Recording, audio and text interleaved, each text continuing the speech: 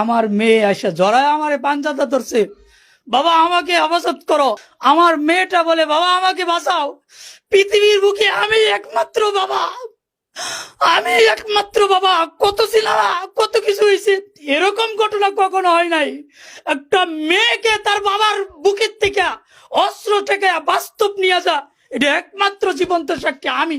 গাজীপুরে দিন দুপুরে ইমামের ঘর থেকে অস্ত্রের মুখে মেয়েকে অপহরণ করে নিয়ে গেল, তাও আবার পরিবারের সামনে।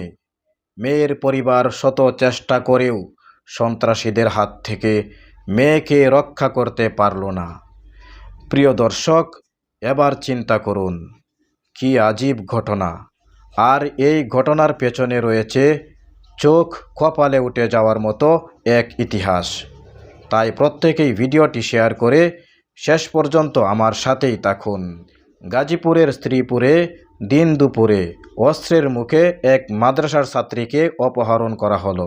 দেখুন কিভাবে ফিল্মি স্টাইলে দেখুন দরজা ভেঙে তারপর সেই ইমামের কন্যা সন্তানকে জোরপূর্বক মাথায় অস্ত্র ঠেকিয়ে, ইমামের বুকে অস্ত্র ঠেকিয়ে তারপর তুলে নিয়ে যাওয়া হয়েছে। এই ঘটনায় মামলা হয়েছে। ঘটনার 48 ঘন্টা পেরিয়ে গেলেও ভিকটিম উদ্ধার হয়নি। আমরা সরাসরি ভিকটিমের পিতার সঙ্গে কথা বলবো।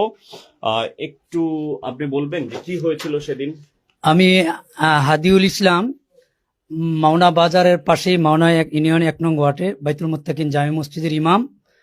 আমি এই এলাকায় দীর্ঘদিন যাবৎ ইমামতি করি। আমার ছেলে মেয়েদেরকে লেখাপড়ার জন্য আমি ফায়ার সার্ভিসের সামনে মমিন মোল্লা স্যারের বাসায় ভাড়া থাকি আমার ফ্যামিলি নিয়ে।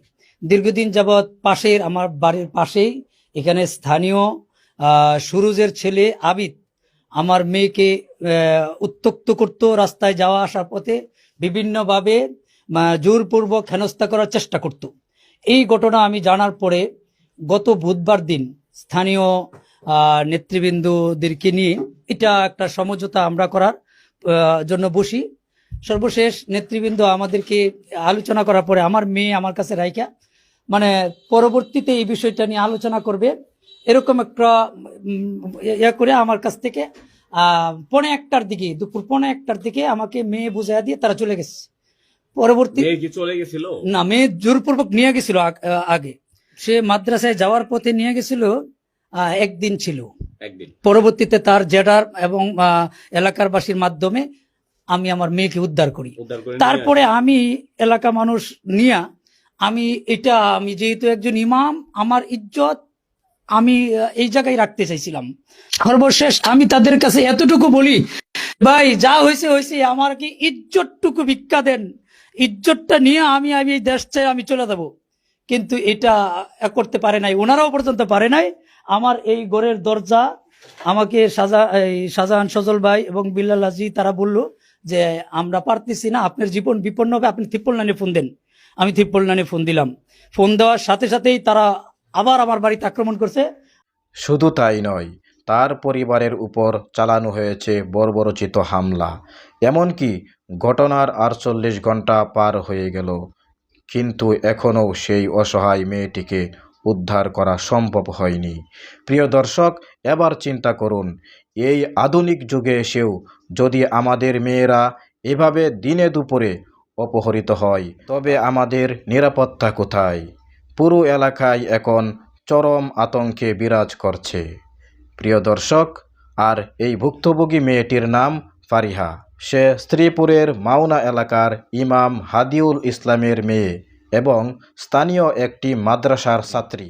তার এই বিপত্তিটা শুরু হয় মোহাম্মদ আবিদ নামের এক বখাটে যুবককে নিয়ে। আবিদ দীর্ঘদিন ধরে ফারিয়াকে উত্ত্যক্ত করত। রাস্তাঘাটে আজে বাজে কথা বলা, কুপ্রস্তাব দেওয়া, এসব ছিল তার নিত্যদিনের কাজ। ফারিহার পরিবার একাধিকবার নিষেধ করেছে, কিন্তু আবিদ তার বখাটেপনা থামায়নি। বরং সে হুমকি দিয়ে আসছিল যে সে ফারিয়াকে তুলে নিয়ে যাবে।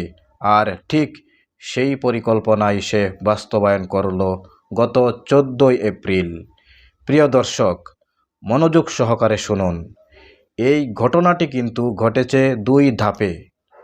আমি আবার বলছি, ঘটনাটি দুই ধাপে ঘটেছে। গত 14 এপ্রিল সকালে মাদ্রাসায় যাওয়ার পথে এই ভকাটে আবিদ তার সহযোগীদের নিয়ে ফারিয়াকে প্রথমবার তুলে নিয়ে যায়। অতঃপর এলাকার মানুষের চাপে পড়ে পরের দিন সকালে তাকে বাড়িতে ফিরিয়ে আনা হয়। প্রিয় দর্শক, কিন্তু নাটকীয়তা এখানেই শেষ নয়। পরের দিন 15 এপ্রিল সকালে যখন এই বিষয়টি নিয়ে এলাকায় সালিশ বৈঠক চলছিল, ঠিক তখনই প্রায় 35-40 জন যুবক দেশীয় অস্ত্র নিয়ে মেয়ের বাবা ইমাম হাদিউল ইসলামের বাড়িতে হামলা চালায়। তারা ঘরের দরজা ভেঙে ভেতরে ঢুকে এবং ফারিয়াকে সবার সামনে থেকে টেনে হেঁচড়ে বের করে আনে। পরিবারের সদস্যরা যখন বাধা দিতে যায়, তাদের উপরও অস্ত্র চালানো হয়। শেষ পর্যন্ত অস্ত্রের মুখে জিম্মি করে দ্বিতীয়বারের মতো ফারিয়াকে অপহরণ করে নিয়ে যায় তারা। কিন্তু দর্শক, এখানে সবচেয়ে দুঃখের বিষয় হলো মেয়ের বাবা ইমাম হাদিউল ইসলাম তিনি বলেন, আমরা প্রাণ ভয়ে কিছুই করতে পারিনি। একজন বাবার সামনে থেকে তার কলিজার টুকরোকে ছিনিয়ে নিয়ে যাওয়া হলো, এর চেয়ে বড় কষ্ট আর কি হতে পারে। প্রিয় দর্শক, চলুন ভিডিওটি দেখে নেওয়া যাক। দুইটা দরজা, আমি এই দরজার ভিতরে যখন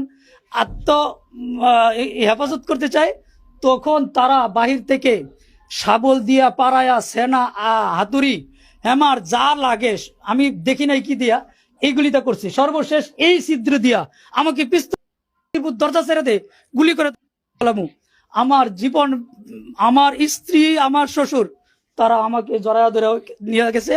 তারপরে এক পর্যায়ে এখানে লাথি দিয়ে এই দরজাটা খুলে আমার মেয়ে আসা জড়ায় আমারে পাঞ্জাটা ধরছে, বাবা আমাকে হেফাজত করো। আবিদ আর সবিদ, আবিতে আমার গলার এই জায়গা, আমার মেয়েটা বলে বাবা আমাকে বাঁচাও, পৃথিবীর বুকে আমি একমাত্র বাবা, আমি একমাত্র বাবা। কত সিনেমা, কত কিছু হয়েছে, এরকম ঘটনা কখনো হয় নাই। একটা মেয়েকে তার বাবার বুকের থেকে অস্ত্র থেকে বাস্তব নিয়ে যা, এটা একমাত্র জীবন্ত সাক্ষী আমি এই ঘটনার পরে এলাকার সমস্ত মানুষের কাছে বিচার চাই। আমার এই ঘটনা 40-45 মিনিট পর্যন্ত এখানে ঘটে। আমি থিপ্পলনানে ফোন দেই, এরা 40-45 জনের মতন একটা গ্রুপ ছিল। এই ঘটনা যখন ঘটা, এলাকার কয়েক শত মানুষ এইখানে আসছে। দর্শক বন্ধুরা, এতক্ষণ আপনারা শুনছিলেন মেয়ের বাবা ইমাম হাদিউল ইসলামের জবান থেকে হৃদয় বিদারক বর্ণনা। দর্শক, এবার আপনারা বলুন, এই ভকাটে আর কিশোর গ্যাং কালচার কি আমাদের সমাজকে গিলে খাবে? আজ ফারিহার সাথে যা হয়েছে, কাল আমাদের কারো সাথেও তো এমন হতে পারে। আমরা জোর দাবি জানাই, দ্রুত ফারিয়াকে অক্ষত অবস্থায় উদ্ধার করা হোক এবং এই অপরাধীদের দৃষ্টান্তমূলক শাস্তি দেওয়া হোক। তো প্রিয় দর্শক, আপনারা কি মনে করেন, এই অপরাধীদের পিছনে কারা মদত দিচ্ছে? কমেন্টে আপনাদের মতামত জানান, ভিডিওটি শেয়ার করে সচেতনতা বাড়ান। আজ এই পর্যন্তই, ভালো থাকবেন, আল্লাহ হাফেজ।